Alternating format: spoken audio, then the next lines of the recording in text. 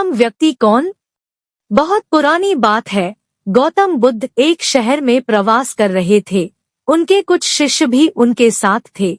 उनके शिष्य एक दिन शहर में घूमने निकले तो उस शहर के लोगों ने उन्हें बहुत बुरा भला कहा। शिष्यों को बहुत बुरा लगा और वे वापस लौट गए।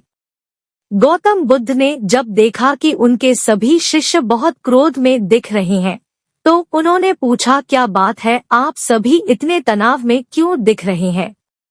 तभी एक शिष्य क्रोध में बोला, हमें यहाँ से तुरंत प्रस्थान करना चाहिए। जब हम बाहर शहर में घूमने गए तो यहाँ के लोगों ने बिना वजह हमें बहुत बुरा भला कहा। जहाँ हमारा सम्मान न हो वहाँ हमें एक पल भी नहीं रहना चाहिए। यहाँ के लोग सिर्फ दुर्व्यवहार के सिवा कुछ जानते ही नहीं है। गौतम बुद्ध ने मुस्कुराकर कहा, क्या किसी और जगह पर तुम सद्व्यवहार की अपेक्षा रखते हो? दूसरा शिष्य बोला, इस शहर से तो भले लोग ही होंगे।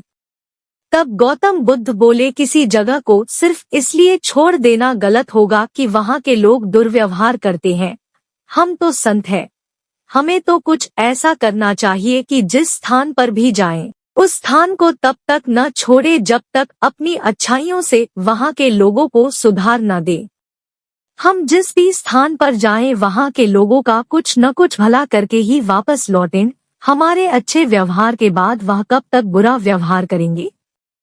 आखिर में उन्हें सुधरना ही होगा। वास्तविकता में संतों का कार्य तो ऐसे लोगों को सुधारना ही होता है।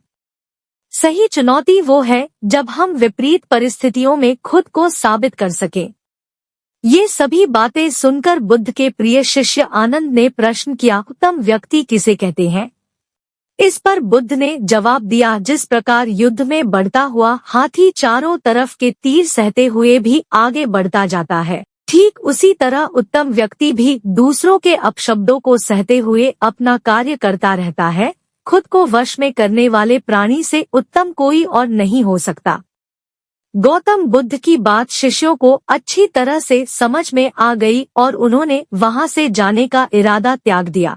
प्लीज लाइक एंड शेयर, और अगर आप चैनल पे नए हैं तो सब्सक्राइब जरूर कर लें।